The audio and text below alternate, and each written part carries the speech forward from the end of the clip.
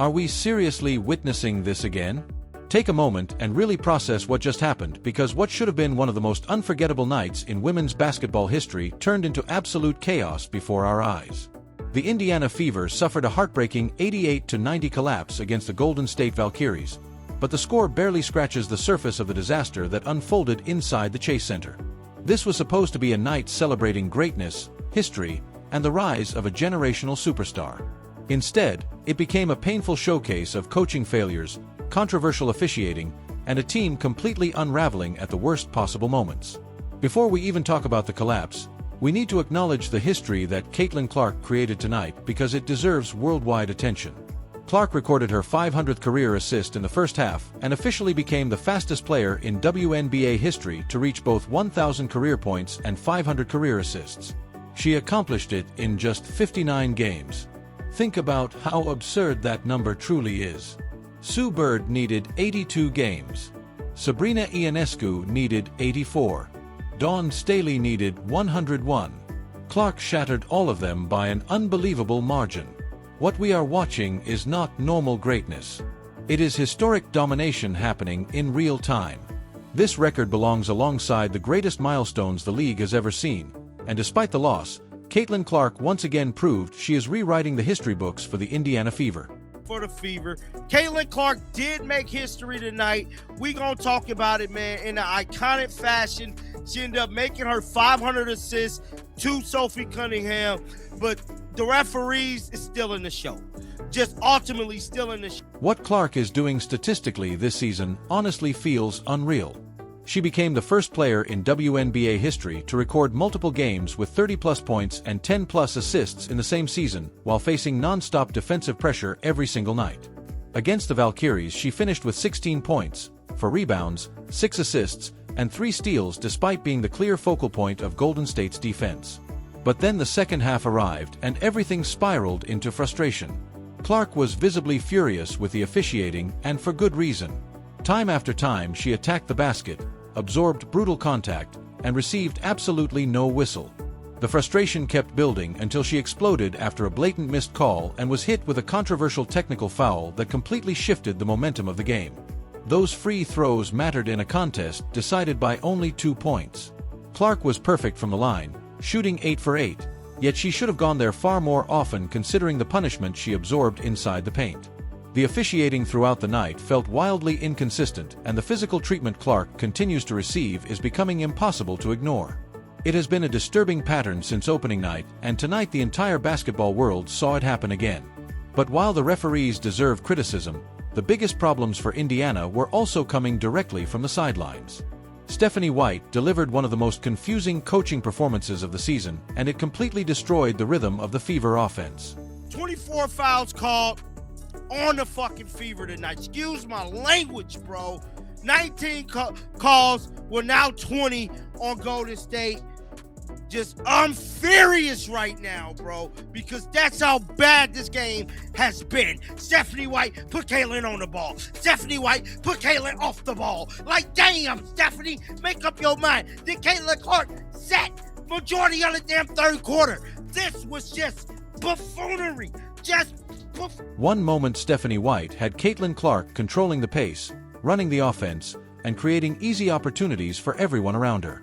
The next moment Clark was standing motionless off the ball in the corner, while the offense collapsed into stagnant isolation possessions.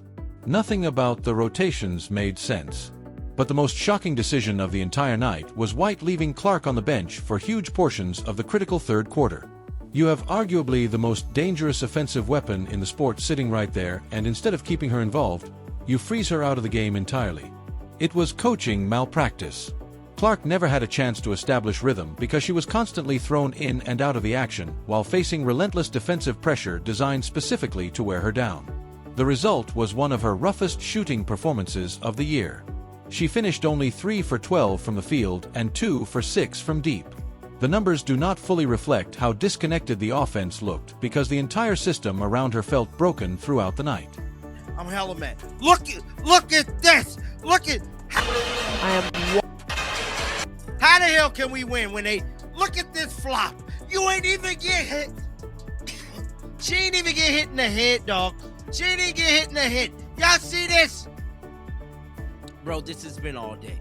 This has been all day. And the coaching disaster did not stop with Caitlin Clark.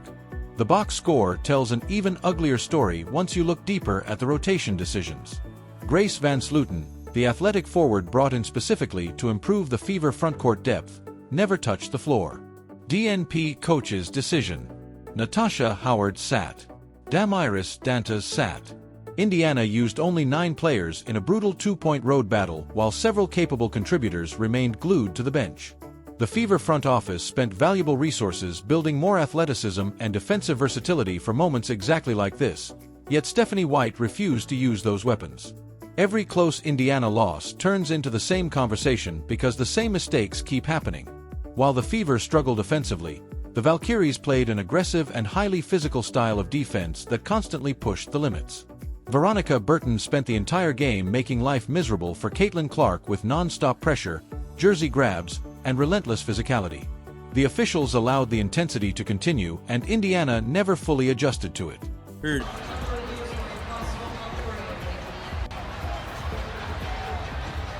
at this. Look at this, bro. Official review for hit her all in the face. Veronica Burton been on one all game with Caitlin Clark. All game. Veronica Burton made it her business to like disrupt Caitlin and be just an asshole all game to her, bro. I can't stunt she-ball. Veronica Burton definitely. Outside of Clark, the Fever offense looked scattered and completely out of sync. Kelsey Mitchell played more than 30 minutes but scored only 14 points while shooting 5 for 13 from the floor. Too often she forced difficult drives into heavy traffic instead of kicking the ball out to open teammates, leading to repeated blocked shots and wasted possessions. Sophie Cunningham, who actually received Clark's historic 500th assist, struggled badly with efficiency as well. She finished with 11 points but shot only 4 for 11 overall and an ugly 1 for 7 from beyond the arc. Aaliyah Boston battled hard all night, grabbing 6 rebounds and adding 4 assists, yet even she struggled offensively, scoring just 13 points on 4 for 11 shooting.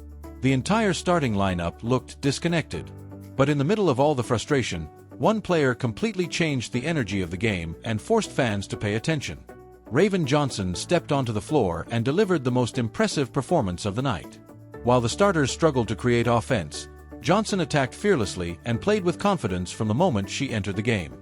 My goodness, man. Now I got to talk about Raven Johnson. Career game, man. 16 points, 7 to 10 from the field, just outstanding. She shot 90% from 3.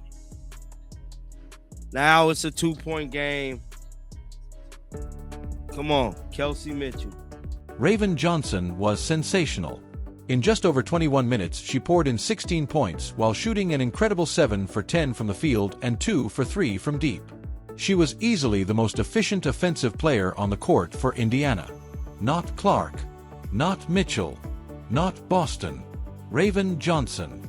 The rookie that so many doubted came off the bench and finished with the best plus-minus on the entire team. She brought energy, efficiency, and composure when the rest of the offense looked completely lost. The most painful part is that she barely played early while the Fever desperately searched for scoring. Even with Johnson's breakout performance, the game still came down to one final possession with Indiana trailing 88-90. The tension inside Chase Center was unreal. This is the moment where elite coaching matters most. This is when you settle your team, draw up a clean play, and put the ball in your superstar's hands. Instead, total chaos erupted. The spacing collapsed, the players looked panicked, and Aaliyah Boston ended up forcing a desperate drive through heavy contact with no whistle from the officials. But the worst part of the possession was not the missed foul call. It was Stephanie White refusing to use the timeout she still had available. As the play completely broke apart and the clock disappeared, White simply stood frozen on the sideline without stopping the game to reset her team. Oh my God, bro. Correlation said, I just don't understand how Steph watched that possession and didn't call a timeout earlier. I'm so annoyed. I absolutely despise the last possession. I'm just shaking my head. Stephanie White completely. Let's see. Let's see this last possession, guys. With only half a second remaining, Indiana was forced into a desperate off-balance catch and shoot attempt as the buzzer sounded and the game ended in heartbreak. That is the brutal reality of this night. Caitlin Clark made historic WNBA history by becoming the fastest player ever to reach 1,000 points and 500 assists. That achievement deserves massive celebration and recognition across the sports world. But at the same time, she finished just 3 for 12 shooting, committed 5 turnovers, and watched a completely winnable game slip away because of officiating controversies and disastrous coaching decisions.